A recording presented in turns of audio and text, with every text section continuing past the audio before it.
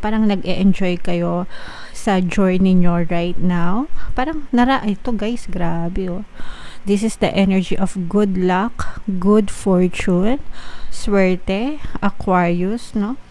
So, i-mind man yan. Guys, especially kung meron kayong mga negosyo na may kinalaman sa travel. Okay, so example, meron kayong mga travel agencies, ano pa, yun lang naman. Mga transpo, 'di ba? Baka nagpaparent kayo na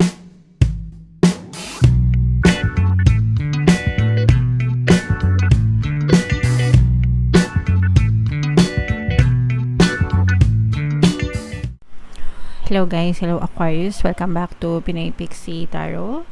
Ang pamagat ng episode natin for tonight is Lionsgate Portal, Lionsgate reading season. Reading para sa season ng Lionsgate ngayong 2024 mga kapiksi. So ang Lionsgate every year nangyayari siya. It's a cosmic alignment during Leo season between Earth, Sirius and Orion.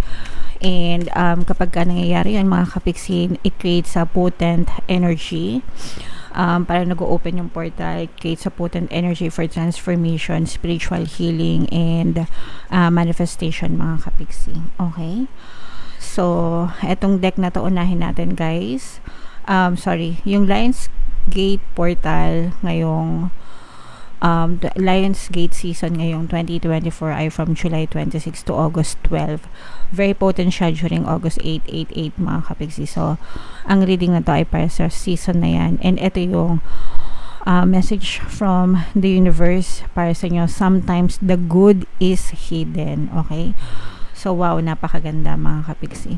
Sometimes, hindi natin nakikita, diba? Totoo naman, hindi natin nakikita yung maganda because we're always focused dun sa mga negative na nangyayari, dun sa mga masyadong nega yung impact sa buhay natin, na focus yung attention natin sa mga ganon, na hindi natin nakikita na there's always a good hidden dun sa mga, let's say for example, mga pagsubok, sa mga challenges na nangyayari sa buhay natin. There's always a blessing after it. There's always a good message hidden during those time mga kapiksi. And kailangan lang natin hanapin or kailangan lang natin maging open-minded mga kapiksi para makita natin yung mga message na yon, yung mga mensahe na yon na nakatago guys. Okay? So, ito yung message para sa inyo. Find the good in what they said or asked.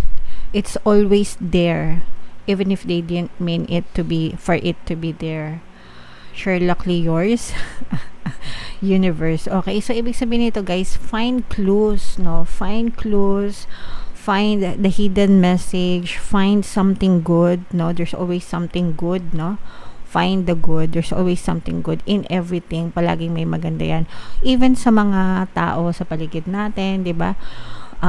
Akala yung mga tao na ang pangat-pangat ng tingin natin sa kanila, ang sama-sama na ugali nila, ganyan. Pero they have always good traits. May mga mababait yan, kabaitan na itinatago yan. Hindi lang natin nakikita kasi ang tinititigan natin yung mga pangit. Okay?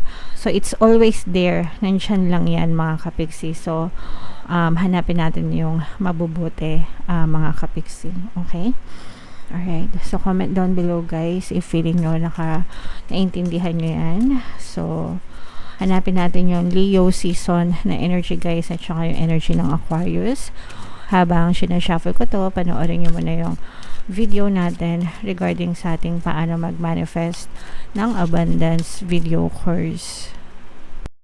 Kapiksi, sawa ka na ba sa mga struggles at hirap sa buhay mo? Masipag ka ba at masikap sa buhay ngunit hindi ka pa rin umaasenso? Ilang beses ka na bang nag-attempt mag-negosyo at mag-invest pero palagi ka pa rin nalulugi? Sa pagkakataon na ito ay maaaring may subconscious beliefs ka na nagiging balakid sa iyong pag-unlad at pagyaman. Introducing, paano mag-manifest ng abundance video course. Dito ay matututunan mo ma-overcome ang mga balakid mo para tuluyan ka ng umunlad, umasenso, sumagana, maging matagumpay, successful at maswerte sa iyong kabuhayan, pera, trabaho, negosyo sa labi at kaperahan ng bonggang-bongga. Dali, mag-send na ng email sa pinoypixie@gmail.com at simulan na ang iyong pagyaman ngayon.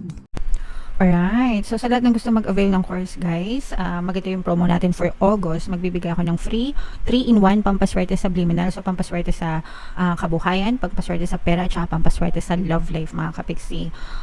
Worth 1,500 yung freebie na yan. So, i-avail nyo na, guys. Sobrang ganda. Until August 31, guys. And meron din tayong bagong course. Paano mawala ang third party at magkaroon ng harmonious na relationship para mawala yung mga kabit na mga jowa nyo. 30% discount naman yan, guys, until July 31. So, i-avail nyo na, guys. Sobrang ganda. August 31 pala. Naiwan ako, na-stuck ako sa July. Anyway, ito yung signifier natin for Leo season, and Aquarius ka represent ng King of Swords, mga kapigsi. So, this is both positive and negative, guys. Meron ditong presence ng water signs, Cancer, Pisces, Scorpio. So, sa negative energy, mga kapigsi, na nakikita natin na you may experience toxicities. Ito, this is more on business or more on kaperahan, pati sa trabaho, guys. Parang nakaka-experience kayo ng toxic na environment, toxic na situation, very stressful, mga kapigsi. Tight competition, pwedeng competition din, let's say for example sa trabaho mo, pwedeng toxic yung mga kasamahan mo sa trabaho, or yung boss mo mismo yung toxic, ganyan, or marami kayong nararamdaman, parang competitor din. At saka, pero on the good side naman, guys, parang lumalabas yung pagka-competitive side mo. So pag sinabing competitive, palaban, mga kapiksi, so it's a good indication, no, na nagiging palaban ka, nagiging strong ka, pero dapat palaban in a good way, no, hindi yung palaban in a bad way, kasi merong palaban na in a good way, na talagang nagsisikap sila. So, ganun yung gawin nyo. Magsikap kayo, become the better version of yourself. Yung palaban in a bad way, yun yung pangit na nang hihila kayo ng pababa ng ibang tao. Yung naninira ng ibang tao, parang magmukhang maganda sila, magmukhang okay sila. So, wag nyong gagawin yun, mga kapiksi, kasi hindi lang sana kasakit kayo ng kapwa nyo, pero may balik din yan na bad karma sa inyo. Okay, so always send out good intentions, mga kapiksi. Pero ito, guys, no, nakikita natin na talaga there's this the energy of good tagumpay, victory, mga kapiksi, kasi parang finally may mapipitas kayo na bunga ng mga pagsisikap nyo. Kung kayo ay nagnenegosyo, nagsisimulang magnegosyo, mga kapiksi, pwedeng nakaka-ROI na kayo, return of investment, kung may mga investments kayo, guys. At saka parang feeling ko tuloy-tuloy yung yung dating ng pera sa inyo, na parang mas marami pa yung dumadating kaysa sa mga expenses nyo, mga kapigsi. So, hindi kayo masyadong namumroblema sa paggastos, guys. Kasi you have more than enough, no? At saka yung, kumbaga, parang sulit na sulit yung mga paghihirap at pagsisikap nyo in the past, kasi ngayon nyo talaga nalalasap yung matatamis na bunga, mga kapigsi. So, i-mind nyo yan sa comment section.